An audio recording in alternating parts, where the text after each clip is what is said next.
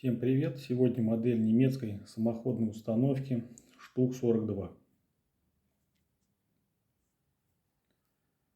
Штук-42 средней по массе немецкая самоходная артиллерийская установка класса штурмовых орудий времен Второй мировой войны на базе танка Panzerkampfwagen-3, выпускавшаяся на шасси этого среднего танка самоходка Штук-3 была машиной очень удачной и любимой в войсках.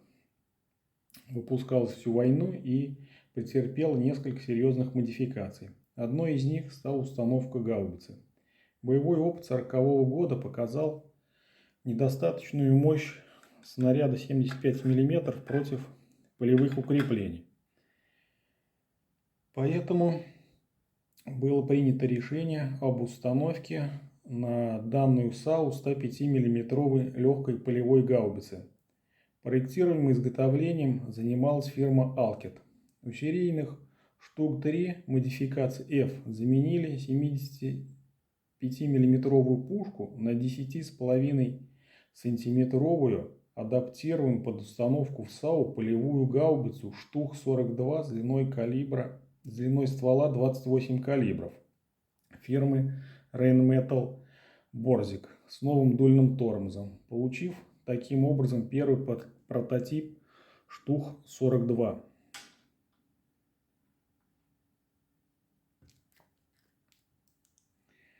Массивное орудие привело к сокращению объема пространства боевого отделения, иному размещению боекомплекта и некоторой доработке передней части рубки.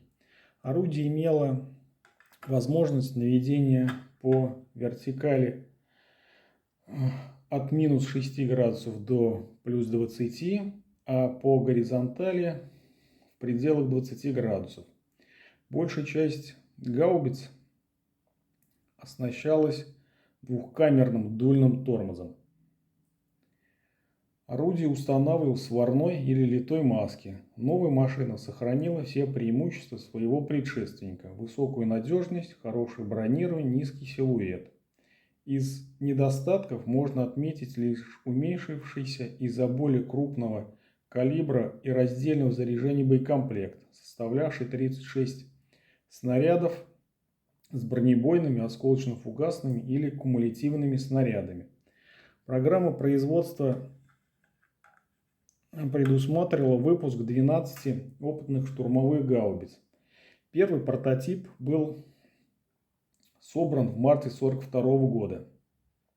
Первые предсерийные образцы изготовлены с использованием готовых шасси рубки штурмовых орудий модификации F и F-8. Первые 9 предсерийных образцов поступили в войска и приняли боевое крещение в ноябре 1942 года. Результаты оказались неутешительными. Ходовая часть не подходила под установку столь тяжелого орудия. Требовалось усиление подвески. После доработок в марте 1943 года Штук-42 была запущена в серию. Серийные модели приняли участие в Курской битве. На крыше рубки за щитом был установлен пулемет, из которого при необходимости мог вести огонь заряжающий. Самоходные гаубицы со временем получили бортовое экранирование для лучшей противокумулятивной защиты.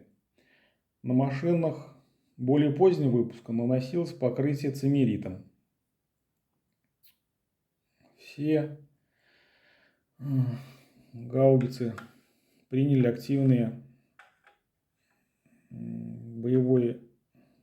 активные действия во всех боях до конца Второй мировой войны. За период производства с 1942 по апрель 1945 года немецкая промышленность выпустила 1311 единиц Штук-42, включая опытные образцы. Ну и для сравнения, Су-76,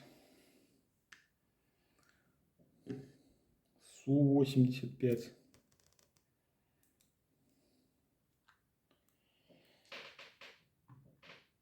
и Су-152.